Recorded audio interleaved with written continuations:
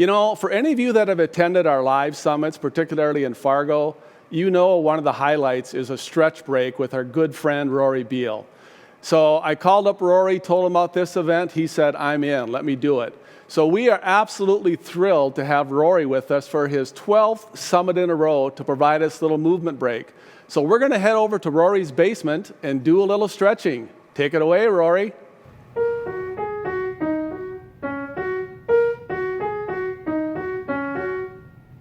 Oh, hi, Pete. Hi, everybody. I was just working a little bit on my Peter Pumpkin Eater. Good day. I hope you're doing well. Well, it's come that time of the day for a little movement break. Are you ready?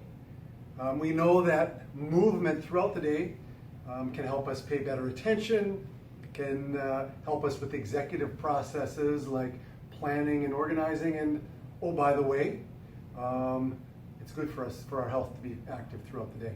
So, let's do this. Go ahead and stand up, thumbs up, arms stretched out as far as you can. And let's do 8 little arm circles forward.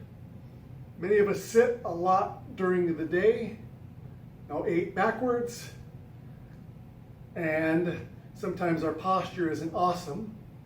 So by the time we're done with these, okay, relax. Now we're going to go big circles. Still stretch your arms.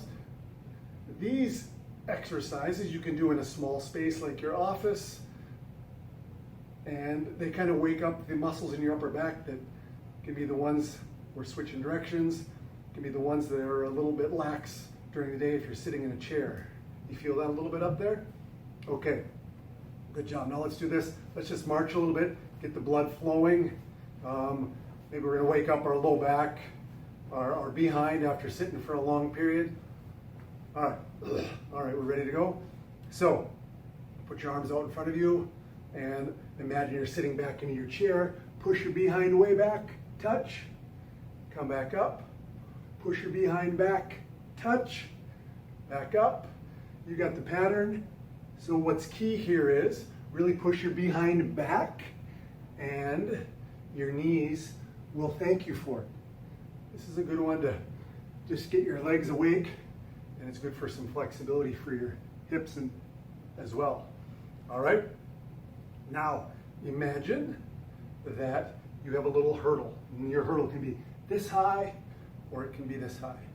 And so we're going to do some movement that requires us to step over.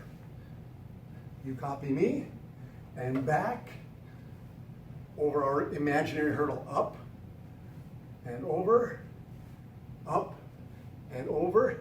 Now you might want to close your office door if you're concerned about what your office mates or your workmates might think. Or it could be a badge of honor. Okay, up and over. A good one again if we're sitting a lot or even if we're not, for some hip mobility, which tends to disappear as we get older unless we do something to hold on to it. Now we're going to face the hurdle, 90-degree turn, over with your right, over with your left. Back with your right, back with your left, over with your left, over with your right, back with your left, back with your right. Okay, how are we doing? Good job, everybody. Let's move on. We're going to do what's called the lift and chop. So what I want you to do is imagine that you're grabbing something on a high shelf off to the side. So you're going to grab it up here and you're going to get a hold of it and you're going to pull down and across your body and set it on the floor. Now you're going to, head is up, behind is out. Okay, so that keeps good posture. Now we're going to imagine we're going to grab that and we're going to pull it and put it back up on that shelf. Take it down, lift it up. We know that by going diagonally and rotationally across our bodies, that helps to both sides of our brain to stay connected and to communicate. And we think there's some connection with, or some correlation with coordination as we age. Okay, let's reach up here, get it off this shelf, pull. Remember, head up, behind's up, so we've got good posture. Take it off the floor, stretch up on the shelf. Your voice doesn't have to change, but mine does. Pull it down, on the floor, up, and across. Okay, so that gets your legs a little bit, kind of works through your midsection. We've done some things with arm circles. Let's end with another exercise that kind of helps our upper back wake up. So if you have a table or a desk, you can lean on it. You could do it on the floor. That's more challenging.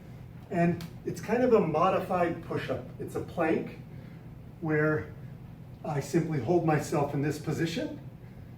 So there's a straight line from my heels to my shoulders, and my shoulder blades come together, and my shoulder blades push apart.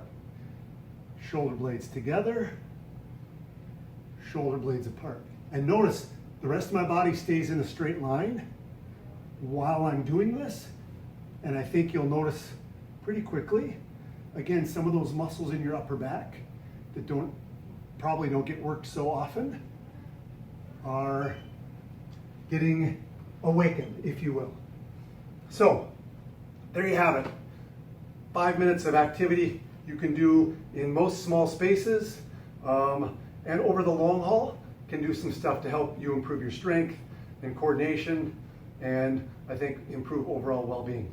So thanks for the opportunity. I hope you have a good rest of your day. And Pete, back to you. Thank you, Rory. I've been reading the chat feature as we're moving along, and everybody loves the Rory moment. So we're so glad that you could be with us once again today. You know, I didn't know Rory. I know he's a great athlete, but I didn't know he was such a great musician. Maybe you and Keith can take your show on the road here one of these days.